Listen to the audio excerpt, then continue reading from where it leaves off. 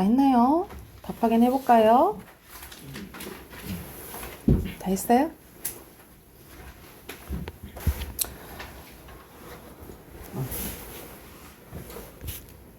여러분 1번 봐보자. 여기서는 내용 일치 문제죠. 그쵸? 여기서 알맞지 않은 것은 여기선 지물포 주시오 아는 사람은 누구야?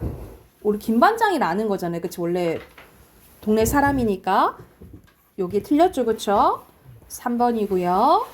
2번에 여기선 주된 갈등은 말 그대로 김반장이랑 경호네. 그러니까 말 그대로 형제 슈퍼와 김보 슈퍼가 싱싱첨가물을 방해한 거잖아요. 그치? 그래서 적절한 거 1번이고요. 그리고 3번에 여기서는 적절하지 않는 것은 이런 마지막에 거의 주제가 나와 있다고 했잖아요. 왜 이제 이렇게 싸우게 된 거야? 다 먹고 살기 힘드니까 그런 거잖아. 원체 이 사람들이 다 막 못돼 먹어서 그런 건 아니죠. 그 답은 5번입니다. 근본 원인은 다 조금 먹고 살려고 하는 거죠. 그죠? 그리고 4번에 선생님이 아까 전에 간단하게 결말 얘기했잖아요. 그쵸? 신의 엄마 태도로 적절한 거. 자, 여기서는 마지막에 뭐라고 이제 나오냐면 뭐라냐면 새삼스레 또 싸우려고 이왕지사 그리 된 거 서로 타협하고 좋도록 해야지 하면서 어머나 김반장이 가만히 있겠어요? 이 바닥에서 똑같은 장사를 벌여놓고다가 결국 두지 망하고 말걸요? 하면서 신의 엄마의 발언 내용이 잠깐 사이 극과 극을 달라지는 것을 모래 없는 여자들은 모두 입을 조심했는데 섣불리 잘못 말하가 또 이웃 간에 또 싸울 수도 있으니까 그래서 같은 업종에 이제 계약해서 신의 엄마도 똑같이 이 김포 슈퍼랑 형제 슈퍼랑 같은 이제 위치에 놓여지게 된 거죠. 그래서 가장 적절한 것은 결국 자기 입장이 되니까 어쩔 수도 없게 되는 거지. 답은 4번이고요. 자, 5번에 적절하지 않은 것은 마지막에 미음 보면은 자, 그들 마지막에 지물포 여자가 그들을 감싸줬다 했잖아요. 그치? 그거는 경호네랑 김반장만 얘기하는 거죠. 그래서 여기 틀렸죠. 5번이고요. 6번은 사자성어 문제가 나왔네. 여기서는 선생님 아까 얘기했잖아. 어제의 저기 오늘에는 같은 편이 된 거야. 이거와 관련된 것은 뭐냐면 4번이거든요. 오나 이거 중국 이야기인데 오나라와 월나라가 같은 배를 탔다 이런 뜻이 우리가 한 배 탔다라는 거는 같은 편을 탔다 이런 소리잖아요. 그치? 그래서 관련된 거 6번에 4번이에요. 뭐 이거는 이제 친구와 이제 관련된 거고 금목주하고 검은데 이것도 약간 끼리끼다라는 거예요. 검은데 가면은 검해진다. 이런 뜻을 생각하시면 될 것 같아요. 자, 뒤로 넘겨봅시다. 뒤로 보면 바로 비문학 있죠. 환율에 대해서 나오거든요. 그래서 이것도 문제 먼저 여러분 풀어보시고 같이 한번 봐볼게요. 여러분 문단 표시하시고 23쪽까지 풀게요.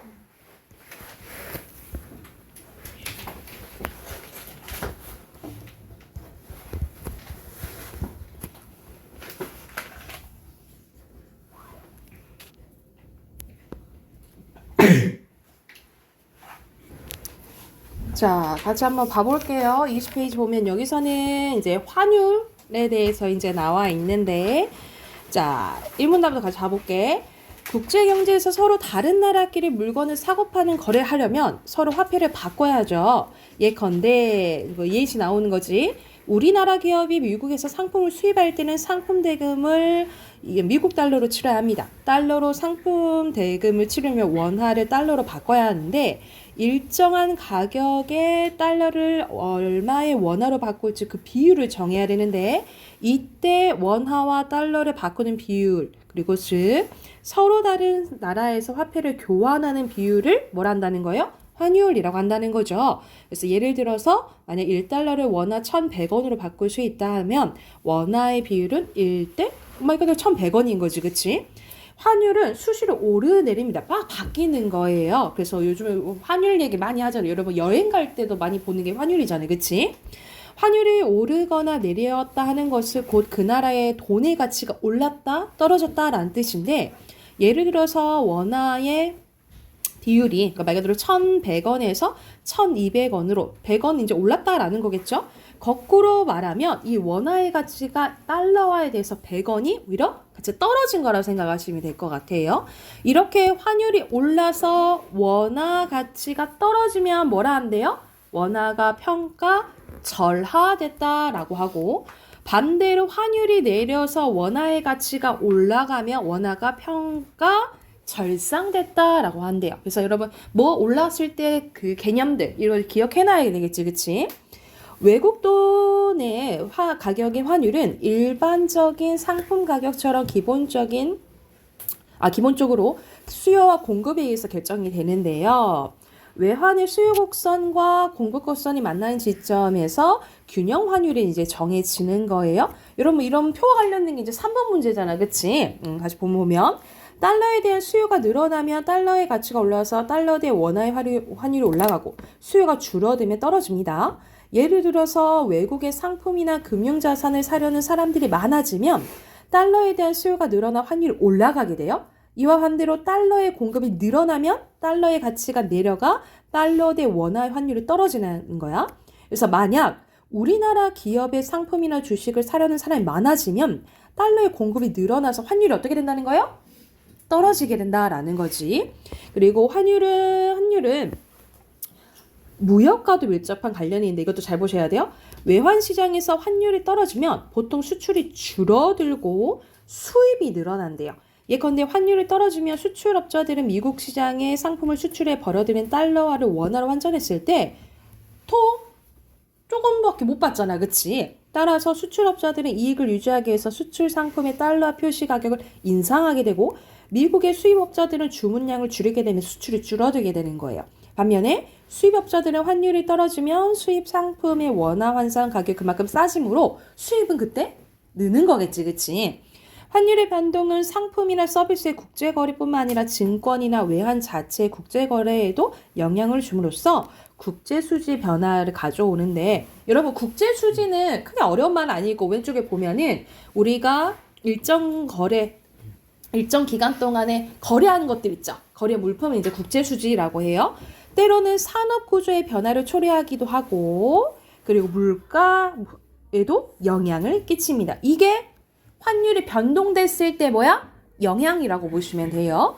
이처럼 환율은 국가 경제에 큰 영향을 주기 때문에 정부에서는 환율을 안정적으로 관리하기 위해서 외화 보유액을 늘리는 등 환율의 급격한 변동에 대비하고 있다라는 내용이네요. 그러면 오른쪽 가보자, 여러분. 윗글에 대한 이해로 여기서는 적절한 거예요. 여기서 마지막 문단 보면은 5문단 보면은 이 환율의 변동이 말 그대로 국제 수지뿐만 아니라 어떤 그 외환 거래하는데도 영향을 끼친다 했잖아요, 그렇죠? 그렇게 보면 4번이겠죠, 그죠?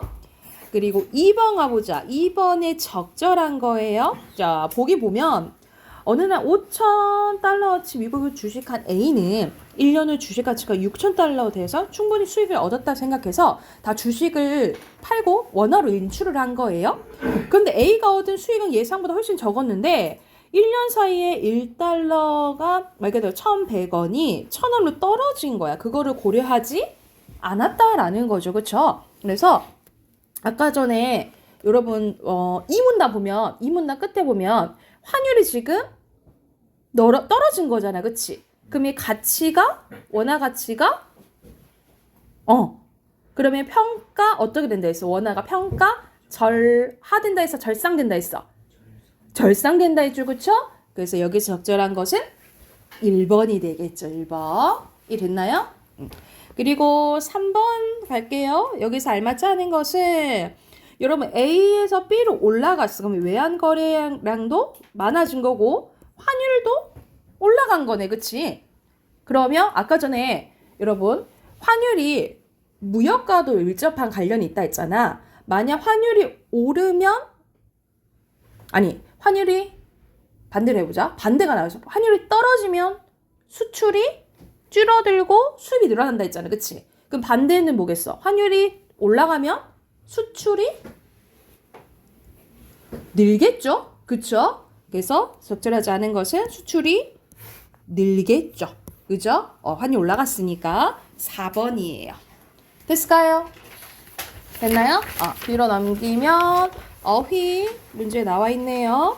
순서대로 기호로 쓸게요. 리을, 니은, 기역, 디귿이고요. 그리고 5번에 밀접, 6번에 분계, 7번에 전전긍긍이고요. 자, 여기서는 초성 힌트 나와 있네요. 그쵸? 8번에 행상, 9번에 대금, 10번은 연신입니다. 연신. 오른쪽에는 아직이에요. 아직이에요. 자, 선생님이 아까 전 원미동 사람들 연작소설이라 했잖아요. 그치? 연작소설은 독립된 완결 구조를 지닌 소설들이 일정 연관성을 지니면서 한데 묶은 소설을 얘기를 하는 거예요. 그래서 거의 이제 시리즈물이라고 생각하시면 될 것 같고, 배경도 얘기했죠? 1980년대 소시민의 삶을 압축해서 보여줬다라고 했어요. 그래서 1번에 X, 2번에 O 표시하시면 됩니다. 됐나요? 우리 문법 꺼낼게요. 문법. 우리 17쪽까지는 했었고 18쪽 펴시면 되거든요.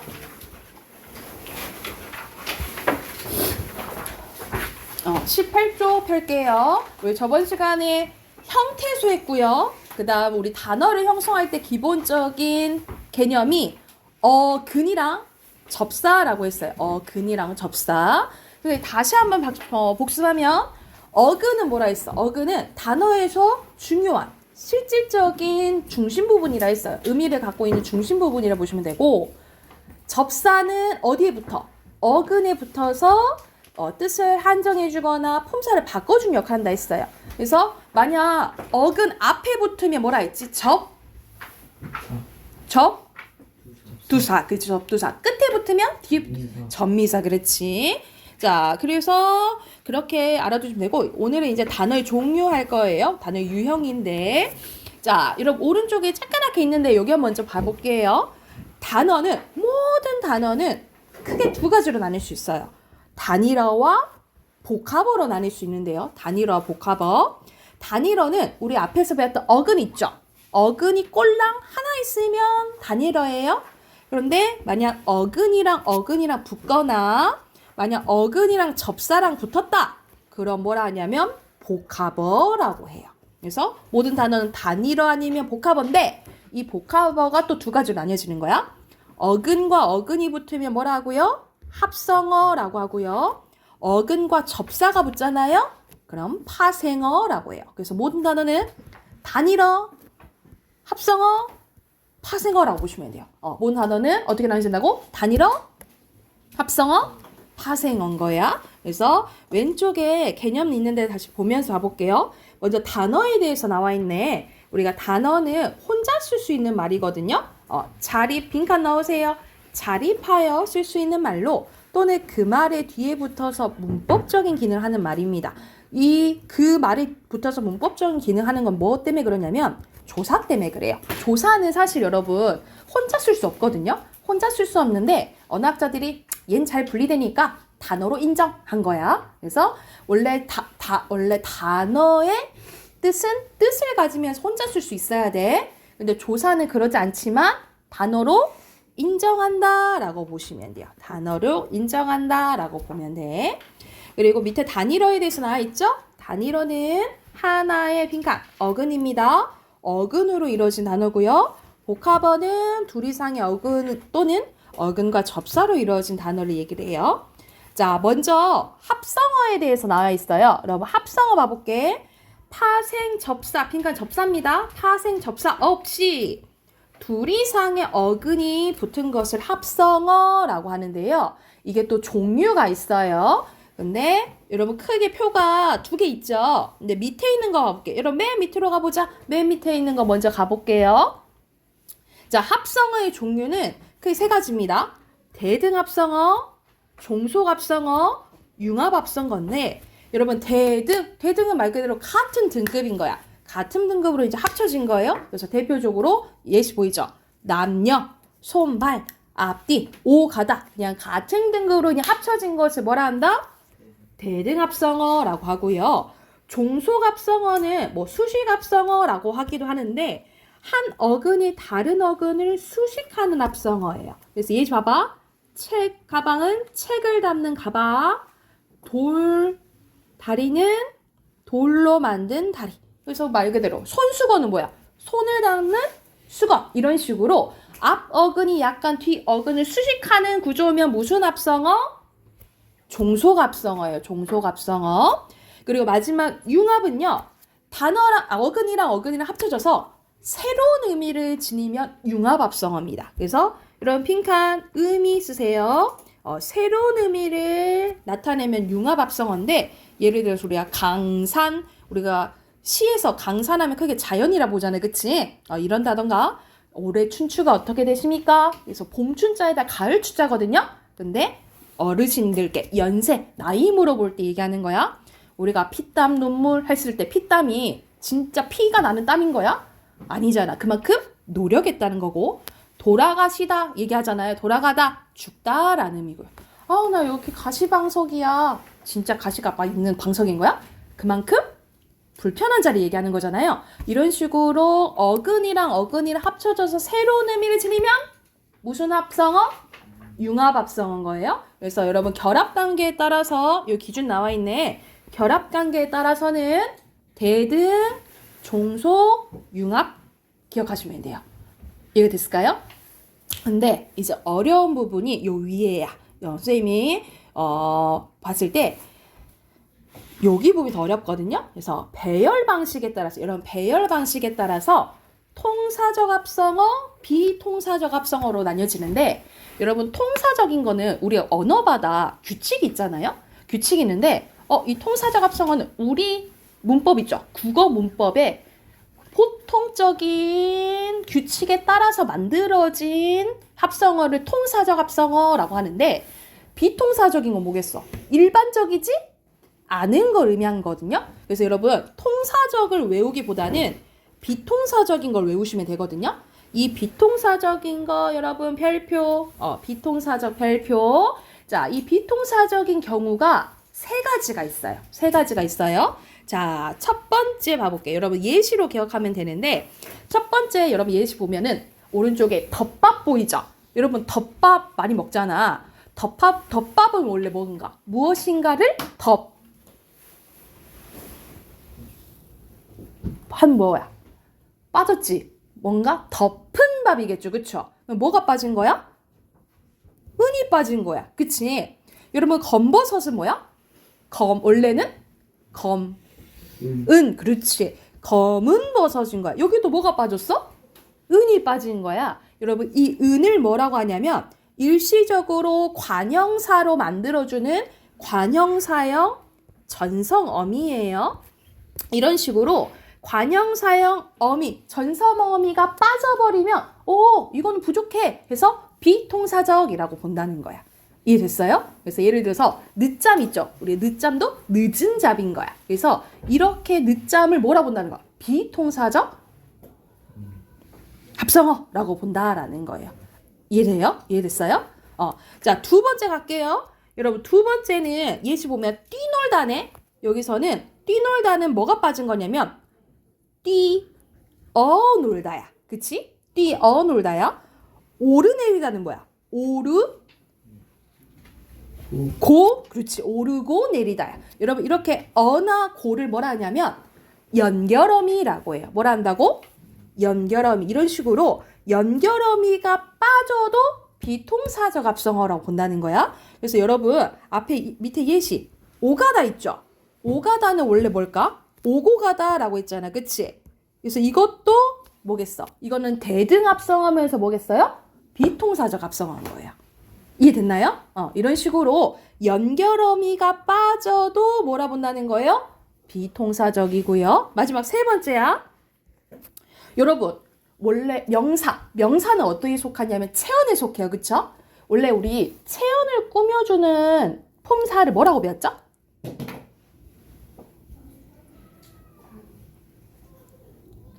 체연을 꾸며주는 품사. 관형? 어가 아니라 관형사. 그렇지. 원래 체연을 꾸며주는 거는 관형사예요. 근데 여기서는 만약 명사 앞에 부사가 와버리면 비동사적으로 꾸는 거야. 원래 부사는 보통 뭐 꾸며줘? 체연 말고 나머지 걸 꾸며줘. 근데 오히려 명사 앞에 부사가 오는 경우가 있거든요. 그럼 이거는 비동사적 이렇게 보는 거야. 그래서 예시 봐보자. 산들, 산들, 산들 이게 부사고요. 바람 명사야. 척척 부사고요. 박사가 명사야. 이런 식으로 부사가 명사 꾸며주는 식으로 나오면 이건 일반적이지 않다라고 보는 거예요. 원래 명사 앞에는 뭐가 와야 된다고? 관형사가 와야 되는데 부사가 와버렸잖아. 그치? 이런 식으로 형성이 되면 비통사적인 거예요. 그래서 선생님이 앞에 통사적은 외울 필요 없다 그랬어. 뒤에 있는 뭐 외우면 돼? 비통사적 외우면 되는 거예요. 비통사적인 경우 세 가지 있다 했어. 첫 번째 뭐가 없으면 관형사형 어미, 전성어미가 없거나 두 번째 연결어미. 그치? 연결어미가 없거나 세 번째는 부사가 명사 꾸며주면 뭐라 본다는 거예요? 비통사적이라고 본다는 거예요. 이해됐나요? 오케이. 자, 그러면 합성어 끝이야. 합성어 끝. 자, 오른쪽에 파생어 할게요. 자, 파생어는 뭐가 붙는 거야? 어근에 접사가 붙는 거거든요.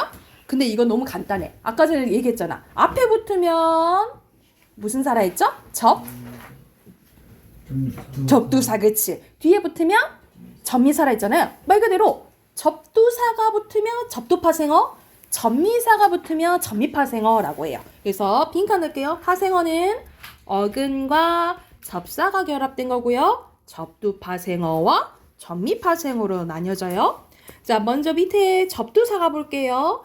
어근의 앞에 붙는 접사로 뜻을 빈칸 한정입니다. 한정하는 의미적 기능을 하며 일반적으로 얘는 품사를 바꾼대요? 안 바꾼대요? 안 바꾼대요. 가장 큰 차이점이야. 접두사와 접미사의 차이점은 접두사는 품사를 바꿔줄 수는 없어요. 그래서 예를 들어서 군말의 군, 맨발의 맨, 홀몸의 홀, 새파랗다의 새, 날것의 날, 풋사랑의 풋 이런 것들이 다 대표적인 접두사거든요. 그래서 이미 전에도 얘기했어. 선생님도 보면은 접사인지 어근이 헷갈릴 때 있거든요. 근데 여러분도 예시를 보면서 단어를 보면서 많이 봐야 돼. 아, 요런 것들이 접사구나라는 걸 보셔야 돼요. 아셨죠? 그리고 밑에는 접미사입니다. 접미사는 어근 뒤에 붙는 접사예요. 뜻을 더하는 기능뿐만 아니라 어근에 뭘 바꿔줘요? 얘가 품사를 바꿔줘요. 품사를 바꿔줘. 그래서 밑에 예시 보면 더우기의 이, 밀치다의 치, 그리고 마음것의 거, 사랑하다의 하다, 울보의 보, 마주의 우, 이거는 소리 나는 대로 바뀌어버린 거야. 부터의 이것도 마찬가지고 넓이의 이, 많이의 이, 번쩍거리다의 거리다가 접미사거든요. 여러분 이런 식으로 품사를 안 바꿔줄 수도 있어. 더욱도 부사고 더욱이도 부사잖아. 그치? 이런 식으로 품사를 안 바꿔줄 수도 있고 바꿔줄 수도 있는데 여러분 이거 한번 봐볼까? 넓다. 넓다는 원래 품사가 뭐야? 형용사예요. 넓다. 그치? 근데 넓이 뭐가 돼버렸어? 명사가 돼버렸죠? 이런 식으로 품사를 바꿔주는 게 접미사예요. 또 예를 들어볼까? 여러분 지우다. 지우다는 품사가 뭐야? 동사죠. 근데 지우 걔는 명사죠. 이런 식으로 품사를 바꿔주는 게 접미사라고 보시면 될 것 같아요. 이해됐을까요? 그래서 접사를 우리가 이제 고등과정 나오게 되면 이런 식으로 뭐 한정적 접사, 지배적 접사라고 얘기하거든요. 그래서 만약 한정적인 것은 말 그대로 품사를 바꾸지 않는 걸 한정적, 품사를 바꾼 건 지배적이라고 하는데 이거는 이제 고등과정 더 자세히 하는 거고 밑에 보면은 이제 여러분 크게 접사, 어근 구별하시면 될 것 같아요. 그래서 뒤로 넘기면 여러분 연습하는 문제가 있어요. 우리 내일부터는 방학이니까 우리 이제 다음 주 토요일 날 보는데 이거 미리 숙제로 할게요. 그럼 20페이지부터 25까지 체크. 20페이지부터 25 체크하세요. 그래서 오늘 배운 내용 복습하면서 바로 푸세요. 아셨죠? 그래서 이거는 숙제로 할 거고요. 그리고 단어도 23강 외워올게요.